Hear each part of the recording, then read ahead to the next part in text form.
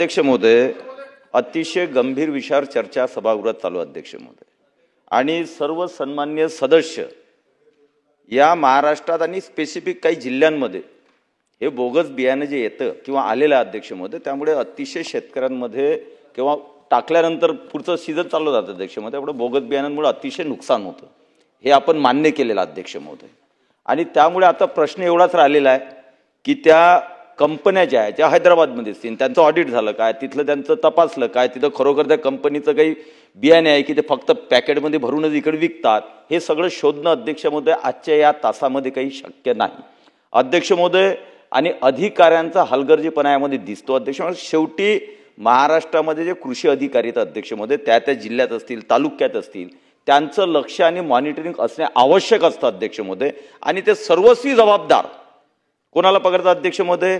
कृषी केंद्रांना. त्या कृषी केंद्राची काय जबाबदारी असते? जे बियाणं आलं ते विकणे. म्हणून अध्यक्ष महोदय हा एवढा गंभीर विषय अध्यक्ष महोदय, समाधान सभागृहामध्ये या क्षणाला होणे अतिशय दुरापास्त आहे.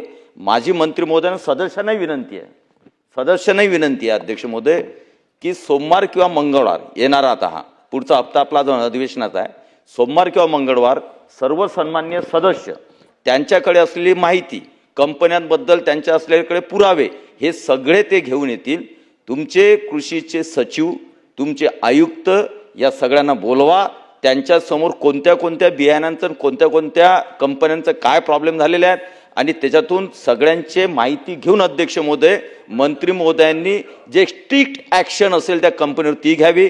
त्यामध्ये अधिकारी जे दोषी असतील, एक मिनिट, आता विषय वाढून घाला, जे अधिकारी दोषी असतील त्या बैठकीमध्ये सगळ्यांचं इथं एवढी चर्चा होणार नाही अध्यक्ष महोदय, त्या आमदारांना तिथं घेऊन बसावं आणि जसंही निदर्शनात झालं की अधिकारी दोषी आहे, मुख्यमंत्री महोदयाशी बोलून तातडीनं त्याची निलंबनाची कारवाई करावी अध्यक्ष महोदय.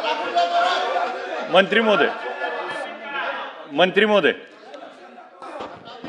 सन्माननीय अध्यक्ष महोदय, जी मागणी सन्माननीय सदस्य सभागृहात करत आहे ती मागणी मी ऑलरेडी मान्य केली आहे. बैठक घेण्याचं मान्य केलं आहे.